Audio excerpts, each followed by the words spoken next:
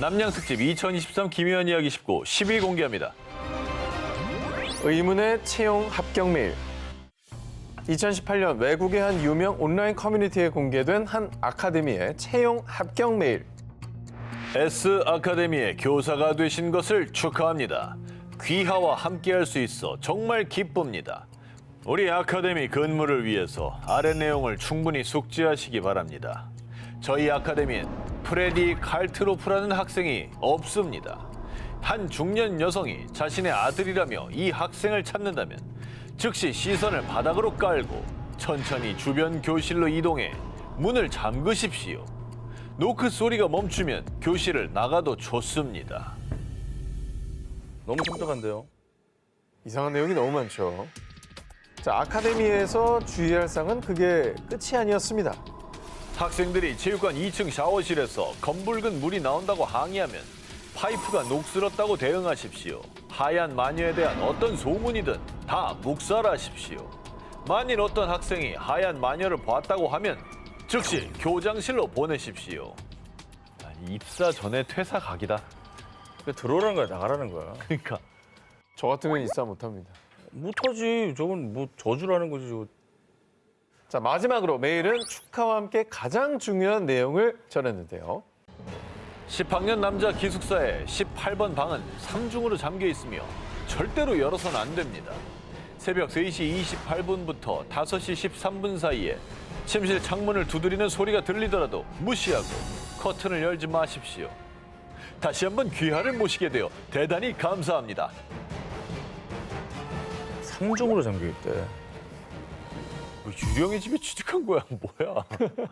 근데 저 S 아카데미가 도대체 뭐 어디 있는 거예요?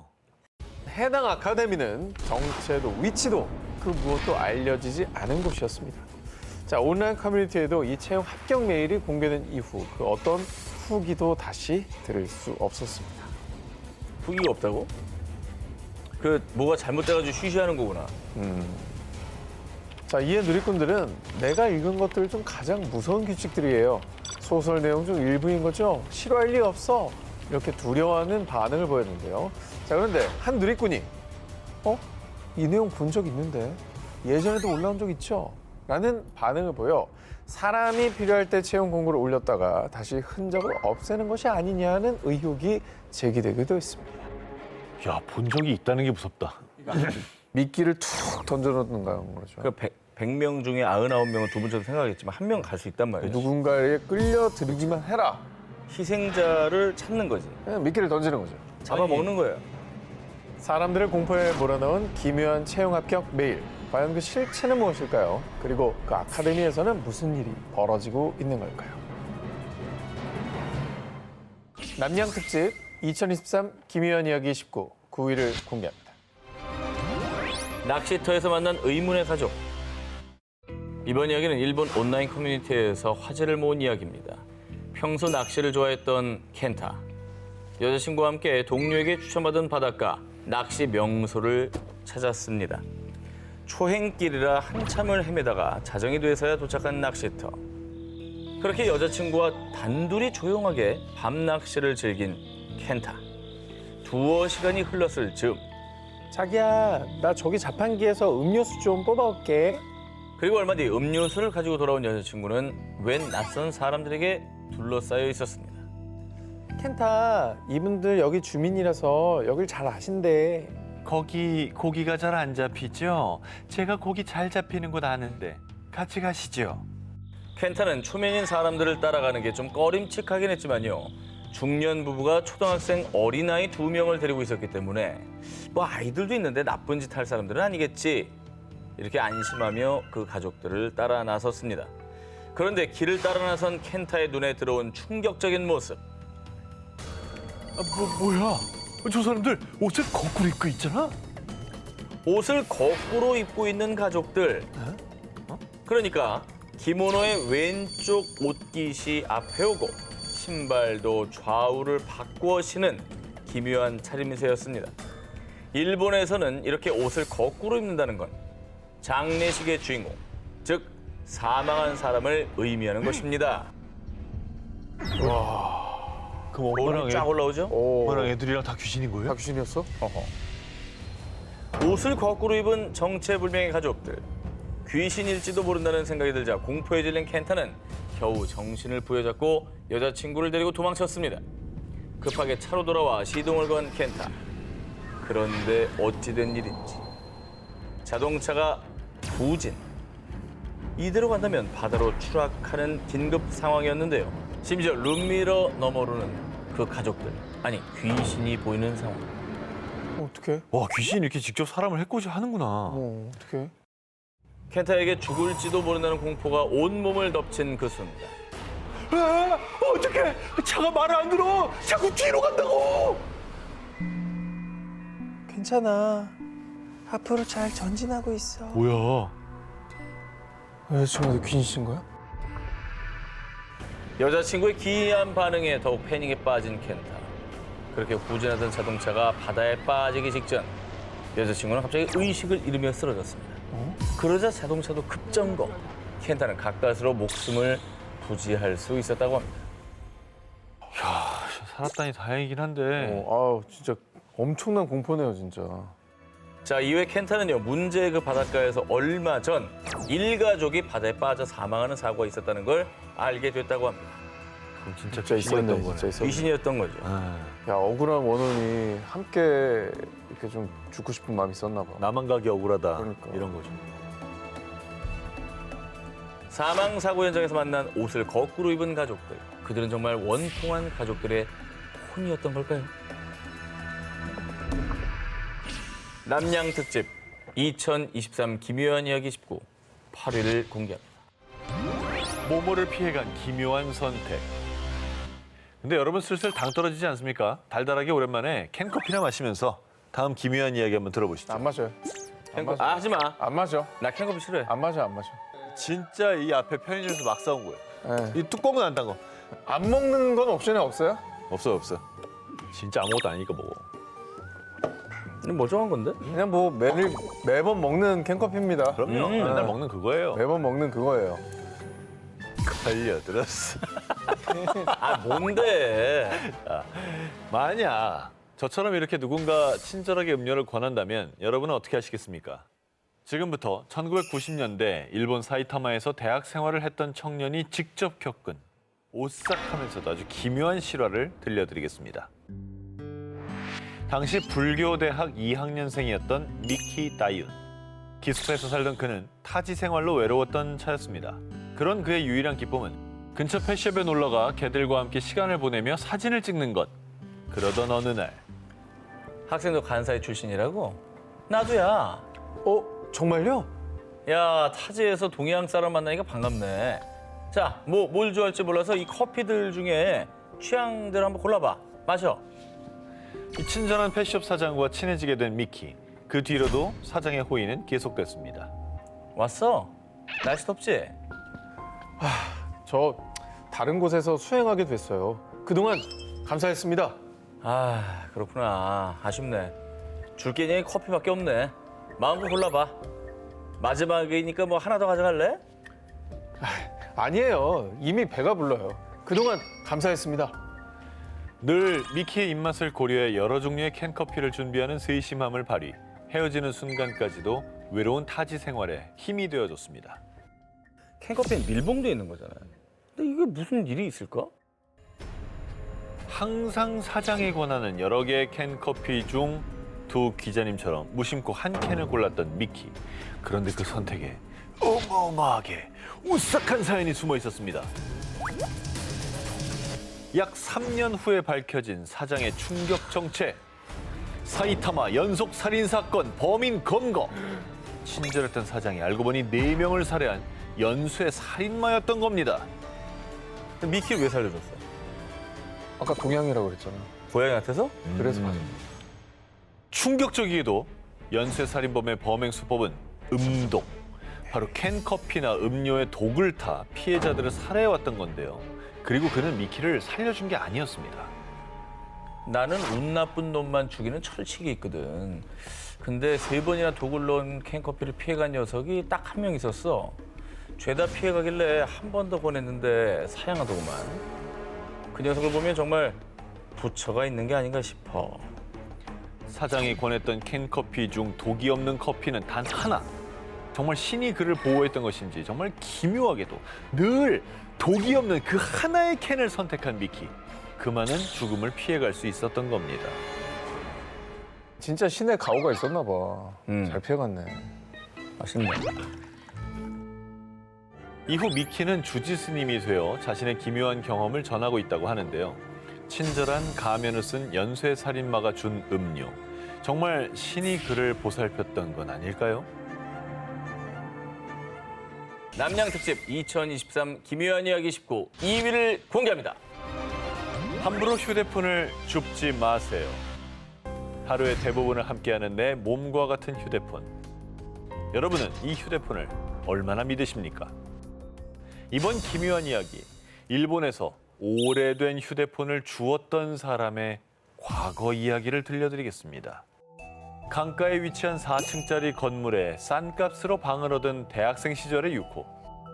고양이 집사 노릇도 하며 꿈에 그리던 자취 생활을 시작했습니다. 그러던 어느 날, 집 근처 강가에서 우연히 10년도 더 된 기종의 낡은 휴대폰을 발견했습니다. 유코는 이 휴대폰의 주인을 찾아줘야겠다는 강한 생각에 휩싸였는데요. 그 길로 바로 차로 10분 거리의 편의점까지 가서 충전기를 구입해 전원을 연결했습니다. 아, 뭔가 불안불안하다. 아, 그 남의 폰은 뭐하러 주워옵니까? 잠시 후 낡은 휴대폰에 전원이 들어왔습니다. 그런데 휴대폰 창에 뜬 미수신 메시지와 전화가 한 통, 10통, 100통, 1000통 수신할 수 있는 한계를 넘어 비정상적으로 쌓여 있었습니다. 놀란 유코가 휴대폰을 바닥에 떨어뜨렸는데요. 그리곤 일단 주인을 찾아주려 자신의 휴대폰으로 경찰에 전화했지만 어떤 일인지 경찰은 전화를 받지 않았습니다. 왜 또 안 받아? 그런데 어? 진동 때문에 전화가 움직이는 것 같은데? 낡은 휴대폰은 유코를 향해 천천히 하지만 정확하게 마치 살아있는 것처럼 다가오고 있었습니다. 겁에 질린 유코의 발 앞에 멈춘 휴대폰. 그리고 그때 낡은 휴대폰에 전화가 연결되며 물 빠지는 소리와 함께 기괴한 여자의 비명이 들려왔는데요. 그 순간 꼼짝도 못하고 굳은 유코의 앞에 고양이가 나타나더니 낡은 휴대폰을 밟기 시작. 그러자 곧 소리는 잠잠해졌습니다. 고양이가 뭔가 귀신을 알아챈 거지. 뭔가 알고 그런 거야. 고양이 영물. 영물이잖아. 영물이죠. 그리고 거짓말처럼 드디어 유코의 휴대폰 너머 들려온 경찰의 목소리. 이후 경찰에 따르면 유코의 집과 연결된 하수도에서 3년 전 실종된 여성의 유골이 발견됐고요. 이 여성은 유코가 살던 집 거주자로 밝혀졌습니다. 심지어 유코가 주운 휴대폰이 바로 사망한 여성의 것이었습니다. 억울한 사연으로 이제 세상을 떠난 귀신. 본인의 억울함을 또 알리려고 전화를 건 게 아닌가 하는 생각이 듭니다. 혹시라도 오래된 물건을 보신다면 함부로 줍지 마세요. 기묘한 존재가 말을 걸지도 모르니까요. 남양 특집 2023 기묘한 이야기 19 1위와 18위 헤드라인 공개합니다. 모모의 철규. 공포로 물들인 모모의 줄다리기. 이번 이야기는 2009년 대만을 발칵 뒤집어 놓은 충격 실화입니다. 2009년 어느 날 대만 까오슝시의 한 모텔. 투숙객이었던 남성 A씨는 갑자기 자신의 얼굴에 누군가의 긴 머리카락이 덮치더니 그 위로 피가 뚝 얼굴 위로 피가 떨어지는 악몽을 꾼 것입니다. 그런데 이상한 건 자기야, 꿈에서 어떤 여자가 피눈물을 흘리면서 내려다보고 있었어. A씨와 함께 잠들어 있던 여자친구도 똑같이 피눈물 흘리는 귀신 꿈을 꾼 겁니다. 뭐야, 이거는 좀 무서운데? 그런데 말입니다. 이 모텔에서 직접 귀신을 목격했다는 증언은 없었지만요. 기묘했던 건 귀신 꿈을 꿨다는 투숙객들에게 공통점이 있었다는 겁니다. 그건 바로 모두 302호 투숙객이었다는 것. 그리고 그 악몽이 얼마나 끔찍했던지 302호 투숙객들은 악몽에서 깨자마자 바로 체크아웃. 혼비백산하며 달아난 사람이 한두 명이 아니었습니다. 그러니까 똑같은 꿈을 여러 명이 꿨다라는 게 이게 현실적으로 말이 안 되기 때문에 뭔가 사연이 있고 찝찝한 기분이 드네요. 그런데 말입니다. 어느 날 302호에 투숙했던 한 부부가 체크아웃을 하며 남긴 말. 302호에서 너무 이상한 냄새가 나요. 말로 설명할 수 없는 악취가 난다는 302호. 모텔 직원은 이 말을 수상히 여기고 302호에 들어가 청소를 시작했습니다. 화장실, 화장대 서랍 등등 샅샅이 뒤졌지만 이상한 흔적은 발견할 수 없었습니다. 그러다 문득 혹시 침대 아래? 아, 이거 하지 마. 아, 진짜. 혹시나 하는 마음에 여러 명 같이 봐. 침대 아래를 확인했는데요.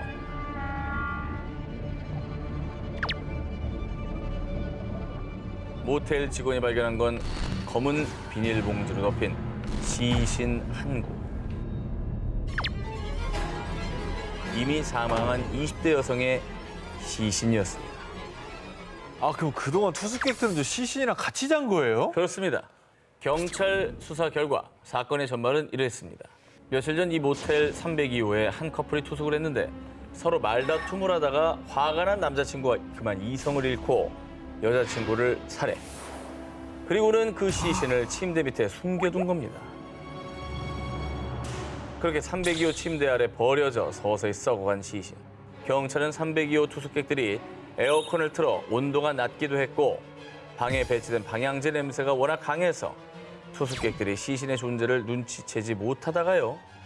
이후에 시신이 더 부패하며 냄새가 더 지독해지자 투숙객들이 이상함을 느낀 것으로 추측했습니다. 302호에서 잠들기만 하면 귀신 꿈을 꾼다. 피눈물을 흘리는 귀신 악몽은 한이 맺혀 죽은 여자의 절규이자 범인을 잡아달라는 신호였던 걸까요? 대만 학생들 사이에서 전해지는 한 괴담. 체육대회 때 줄다리기는 절대로 하면 안 돼. 왜?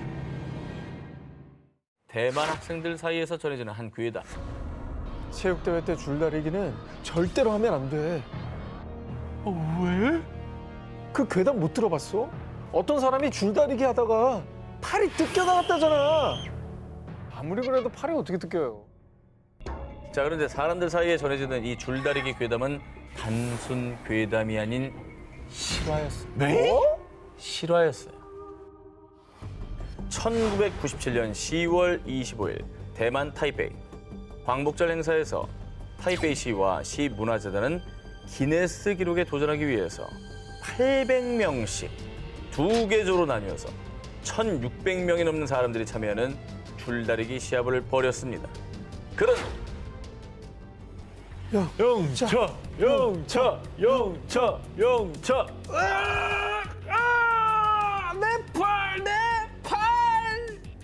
땅이 금세 핏빛으로 물들면서 사람들의 비명이 쏟아졌습니다. 이게 어찌된 일이냐.